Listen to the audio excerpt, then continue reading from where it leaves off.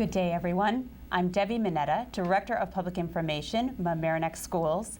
I will be joined today by our Superintendent of Schools, Dr. Paul Freed. I will be asking Dr. Freed some questions to help educate you about the upcoming vote on Tuesday, May 19th. Welcome, Dr. Freed. Thank you. It's good to be here. What will the community be voting on May 19th? In Mamaroneck and all through the state of New York, actually, May 19th is the date for the annual budget vote. Particularly in Mamaroneck this year, not only will the community vote on the budget, but also on a bond, as well as vote for the trustees to serve on the school board. And can you just talk a little bit about the difference between a bond and a budget? I know some people get confused about that. Absolutely. A budget is an annual vote. It is a vote for the operating expenses for the school district for that year. It includes things like staff salaries, utilities, transportation, supplies, textbooks, all of the things that are used to operate the school system for the 1 year. A bond, on the other hand, is much like a home equity loan or even a mortgage, where in fact we're doing capital projects, things that are necessary for the welfare of the school district in terms of its long-term health, such as building projects, repairs that are costly, and these are paid off over time, much like a home equity loan. Okay, so tell us a little bit about the budget and really specifically how the economic turmoil that we face right now, how has that affected the district during this budget season? Sure. This has been the most challenging budget season that I've ever experienced, and I know that my superintendent colleagues have ever experienced. The economic crisis that has hit us has hit the nation, has hit our community, and has hit the schools as well. We've had the loss of income interest, which is part of our revenues. We receive part of the county sales tax. Since sales are low, we've received less money there. And we had state aid taken away by the state as they went through this crisis as well. Mm-hmm. So all of this has affected us greatly as we are preparing for next year. And you had to make some significant cuts. Absolutely. We had to find a way to be fiscally responsible to the community, as we always want to be, but this year in particular, be fiscally responsible at the same time, try to maintain the excellence that really we are known for in Mamaroneck. So what sort of things were cut? Yeah, so initially we did a budget forecast, which we've never done before, to try to bring some of these concerns out before the board and community. We did that early on, and setting the stage for what was to come. And then ultimately, the initial budget I put forth, which is called the superintendent's recommended budget, looked at non-instructional, non-staffing areas, and then instructional areas, again, not having to do with staff. And then finally, we had to turn to staff to look at reductions, and ultimately recommended the loss of 48 positions in the district. Right. I know initially the district was slated to cut about 50 positions, mm-hmm. and now, am I correct in saying that it's 34? Yes. We were able to bring back positions in a very fortuitous way through the economic stimulus package, which came our way through the federal government, where we were able to restore positions using some of the funds from that, as well as concessions that were given by the Mamaroneck Teachers Association, the Administrative Association, and from central staff. And that enabled us to move from the loss of about 48 positions to 34. Okay. So let's talk finances. Mm-hmm. This is the lowest tax rate increase in more than a dozen years. So what sort of impact will there be?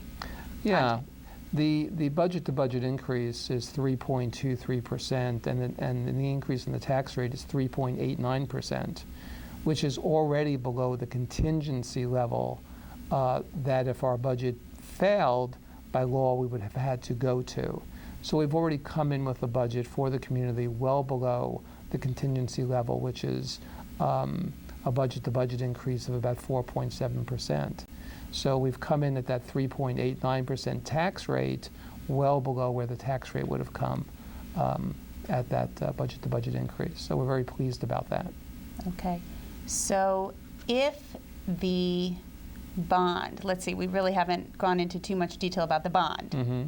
Tell us about the bond. It is scaled back from the bond that was rejected by the community in February. Yes. So what does the bond include?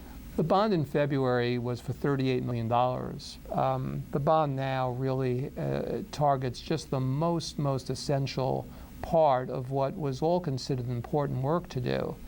Right now, the bond is at $22.1 million and consists of boiler replacement at the Hommocks Middle School and at Central School as well. The heat distribution system at the Hommocks and partial heat distribution system at Central, and window replacement at the Hommocks as well. In addition, a roof repair or replacement in schools throughout the district. And these are, again, the most crucial items. When the building committee came together in 2005 with the recommendations of architects and engineers, at that point, they already said the boilers were well beyond their life expectancy. And so we feel we're at a crucial point now where this work just needs to be done. Mm-hmm. And school could actually have to close if the boilers That could happen. fail. And if it does have to close, we would then be forced to make emergency repairs, bring in perhaps expensive temporary boilers to reopen schools. And all of this would be a great cost to the taxpayers. So there's no field work at all in this bond, in this revised version of the bond? Absolutely not. Again, the $38 million bond, and that was defeated in February, included that, but this bond does not. Mm-hmm. Just the essentials, as I mentioned. And is it true that if the bond fails, the taxpayers could have to foot an even larger tax bill? If costly repairs are necessary, absolutely. And we, in fact, do have the ability in an emergency to borrow the money necessary to put those costly repairs or replacements into place. And we'd be borrowing, of course, at a much different rate than we could if we were, in fact, doing it over a 15-year bond. And it could end up costing the taxpayers far more money. Right. So as we mentioned, this budget process was a very rigorous one, where you painstakingly went through every line item in the budget. Would you say there was any good that came from the process? I think so. I think it's important to know that we are very diligent each and every year about our budget process. But this year, certainly, with the economy in mind and keeping our taxpayers and community members in mind, we went through those line items numerous times. I think we had probably twice as many public meetings as we've ever had before. And I know I met with my administrative team, it seemed almost daily for a while, looking at every single item, looking at how they could reduce all of their line items in their building budgets so that we could come up with the smallest possible increase. The other thing I think it's important for the taxpayers to know is that 78% of our budget involves salaries and associated benefits. And so we build that 78% of the budget from zero-based budgeting, from the ground up. We don't just add a percentage on to this year's total budget and look at it for next year. We actually go teacher by teacher, teaching assistant by teaching assistant, administrator by administrator, to see what will their salaries be the following year based on contractual obligations, and build the budget again from zero on up. So 78% of our budget immediately is built in that kind of way. The remaining 22%, more than 10% of that also includes things that are really truly mandated for the school district, such as out-of-district transportation costs, costs associated with special needs students, and just other things that really involve our being very precise, enable us to be very precise A very small part of the budget, you could even call discretionary. Right. You hear a lot about unfunded mandates, and I would imagine the community would want to know what could the community do in the future, because those unfunded mandates are not going away. No, they're not. In the short term. They're not. And many of them are there for good reason, for health and safety reasons, for example. The AEDs that are in all of our buildings are there for safety of our children, of our adults, of after school and evening use of the buildings. These are things that we must comply with. They're there by law. We wouldn't want to have it any other way, and yet they are unfunded mandates. We have no choice about them. But for example, we have to, by again, law, provide graphing calculators for our students.